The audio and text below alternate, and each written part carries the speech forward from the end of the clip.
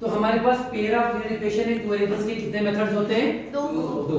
एक होता है ग्राफिकल मेथड और एक होता है ग्राफिकल मेथड में तो आप ग्राफ्स के बारे में बात करोगे, बट अलजेब्रिक मेथड में आप तीन मेथड्स के बारे में और बात करने वाले हैं।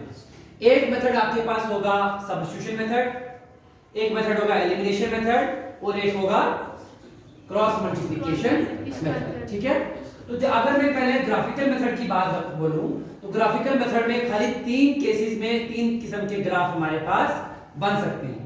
पहला ग्राफ क्या बन सकता है? ये हमारी एक्स एक्सिस आ गई और ये वाई एक्सिस, और यहाँ पर जो मेरी इक्वेशन बनेगी वो आप कितनी बनेगी?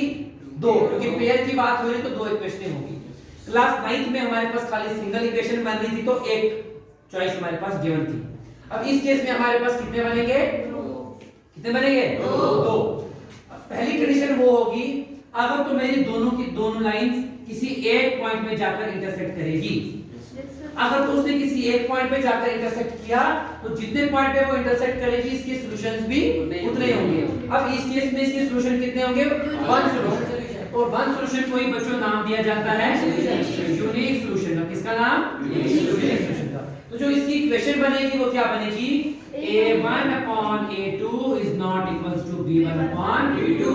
और इस केस में जो ये लाइंस हमारे पास आएंगी, ये लाइंस क्या होंगी? Intersecting lines. कौन सी लाइंस होंगी? Intersecting line. Clear? Second case हमारे पास बन सकता है जब मेरी दोनों की दोनों लाइंस आपस में पैरेलल जाएं। क्या जाएं? अगर पैरेलल जा रही है तो बच्चों लाइंस कौन सी होंगी? पैरेलल लाइन होंगी। ठीक है, सॉल्यूशंस कितने होंगे? अगर ये पैरेलल है, क्या दो पैरेलल लाइन कभी आपस में जाके मिलेंगी? नो सर, कभी नहीं मिलेंगी, तो इसके सॉल्यूशंस भी कोई नहीं होंगे। That means no solution. क्या सॉल्यूशन होंगे? और इसकी इक्वेशन क्या बनेगी? a1 upon a2 equals to b1 upon b2 is not equals to c1 upon c2। ये बन गई हमारी दूसरी इक्वेशन। तो बच्चों चाहे जिसका एक सॉल्यूशन निकले या एक से ज्यादा सॉल्यूशन निकले उसको नाम दिया जाता है consistent pair of linear equation का। किसका नाम? Consistent pair of linear equation. Consistent pair of linear equation का। अब यहां पर मेरे पास इसके नो सॉल्यूशन आए तो नो सॉल्यूशन का मतलब वहां पे कोई भी सॉल्यूशन नहीं होगा। तो जब कोई भी सॉल्यूशन नहीं होगा उसे नाम दिया जाता है inconsistent pair of linear equation. और consistent pair of linear equation को ही दूसरा नाम दिया जाता है dependent pair of linear equation का। इसका नाम dependent pair of. Third type जो इसकी होती है बच्चों, उस केस में हमारे पास क्या होता है? उस केस में जो हमारे पास जो दो लाइंस होंगी वो एक ही पॉइंट पे आपस में कोइंसाइड करेगी, मतलब एक ही लाइन के ऊपर दूसरी लाइन भी। इस केस में लाइंस क्या होंगी हमारे पास?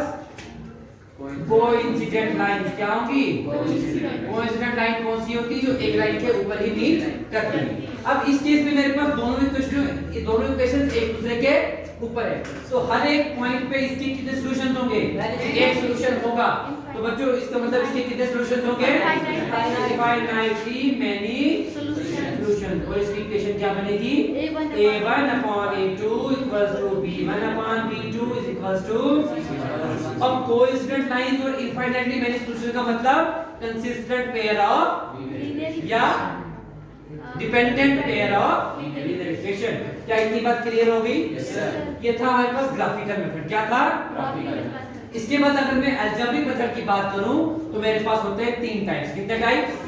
एक सब्स्टिट्यूशन मेथड, एक एलिमिनेशन मेथड और एक क्रॉस मल्टीप्लिकेशन मेथड।